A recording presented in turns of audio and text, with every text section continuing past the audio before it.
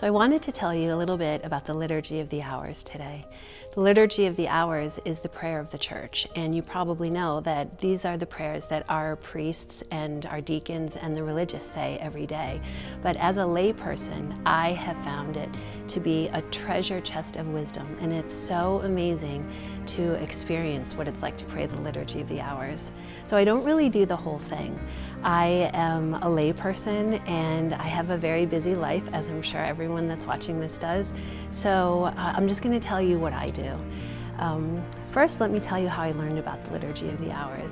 Many years ago, I was blessed to be invited to a dinner of a newly ordained priest. And at that dinner, his mother stood up and talked about how proud the family was of their son. Now he's a Catholic priest.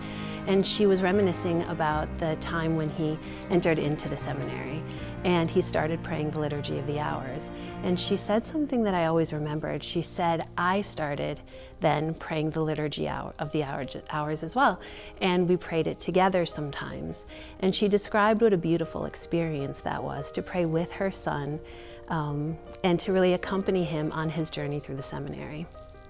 And that stuck with me.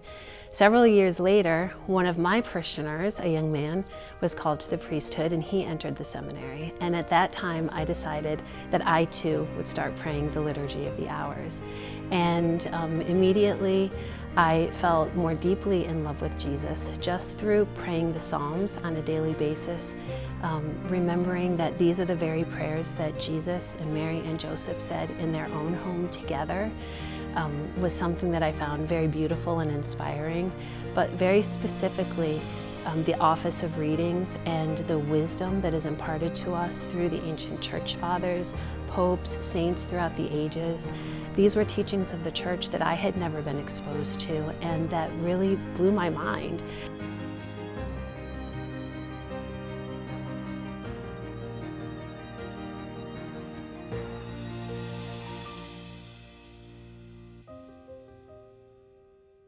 So I would immediately send a message to the seminarian or even to my pastor and say, wow, I can't believe what I read today.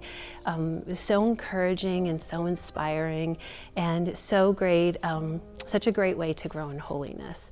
So I just wanted you to know what an experience it has been for me, how fruitful, and for all of us who need to every day spend time in prayer, really raising our hearts and our minds to God, uniting ourselves to Him, and also to be able to pray the prayer that is prayed around the world by people, our clergy, our friends, our family, all Catholics around the world praying these prayers, just to encourage you to consider doing the same.